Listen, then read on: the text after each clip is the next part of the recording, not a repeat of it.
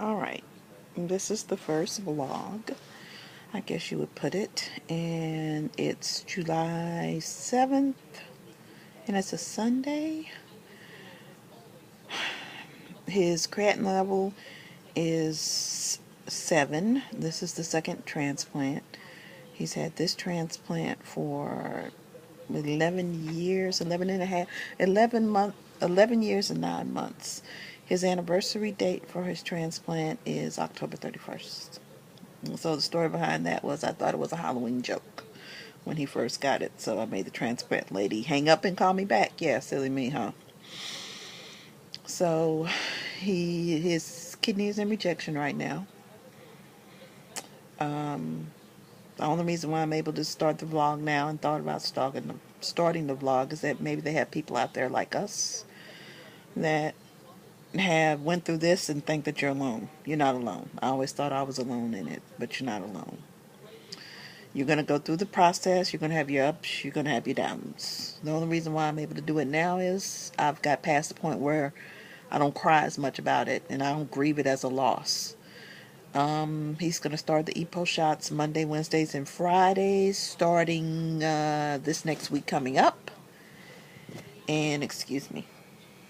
And we're going to see how it goes. He's eating, but he's eating every now and then. We're on the 20 milligrams of, we're on the 20 milligrams of prednisone right now, trying to shock the kidney back. But anybody out there that's been through this knows that, it's just a matter of when. So we have an appointment with the dialysis surgeon to go ahead and insert the tube in his stomach because we're going to try it at home. Not try, we are going to do it at home. I'm sorry. We're going to do it at home.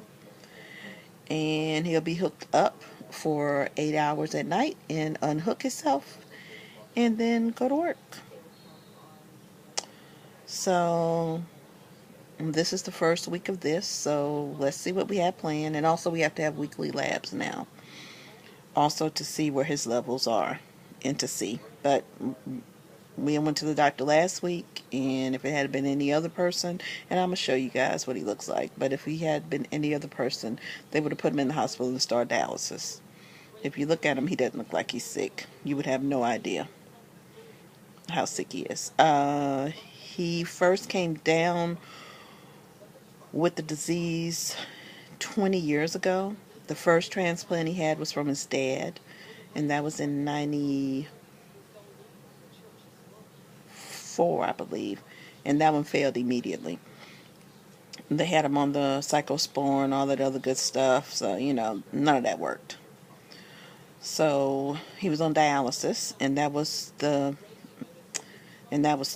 hell on wheels because he had to go in he had to go in 3 days a week. His shunts kept on getting clogged, so we were back and forth to the hospital because his shunts were getting clogged. And he couldn't eat anything. That's all he could eat was pound cake, ice cream, and Boost. And we made it through that, and we'll make it through this. So, trying to think of any other background that you need. So while we're starting this, basically it's a journey. It's a journey, and any wife, spouse, or loved one that has someone that has kidney disease knows that you're gonna have your good days, you're gonna have your bad days. But I guess I'm doing this, like I said before in the beginning, to let you guys know that you're not alone. You're not alone, and you don't don't feel bad. You just gotta take it one day at a time. And also, let me tell you another thing in case you don't know.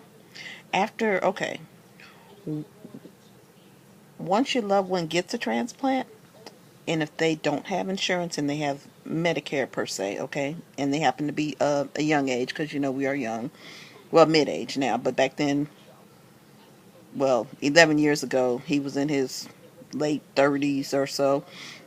They only keep you on it for 2 years. So they give you the gift of life, okay? And they pay for the medicine. And then they drop you.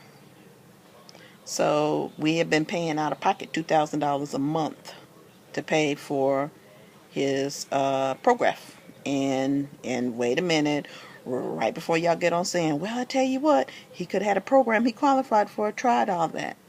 Couldn't get on it because of the income requirement. So we went through all the 401k, everything, until you basically have nothing left. And then you finally are able to get the medicine. So he's been on it for 11 years. Been paying $2,000 a month for, what, 8 years. And then now finally they paying for the medicine because I finally qualify, but the kidney's going out. So just a little FYI out there to let y'all know that make sure whatever insurance you have will cover whatever medicines may need to be had. And the most expensive ones right now for transplants are the Prograf and the CellSap. And the CellSap alone is $500 a month, and the Prograf alone is $2,000 a month. So just a little FYI out there to let you know. And also to let you know is to also have your loved one's calcium levels checked, because the prednisone that they have to take eats away at the bones, and they don't tell you that. Because way back when he first got started on dialysis in the 90s, and then on top of that, all his transplants, they never told us that, guess what, it eats away at your bones. So he has had a hip replacement, and his and his other hip is fractured also. But it's the medicine eating away at the bones, and it eats away at your bones, and they don't tell you that. So, well, at least in my area, they didn't tell you, and they would, and we finally had to ask, and they said, "Oh yeah, yeah, yeah," like it's a side note. No, that's not a side note. It's not a side note. So,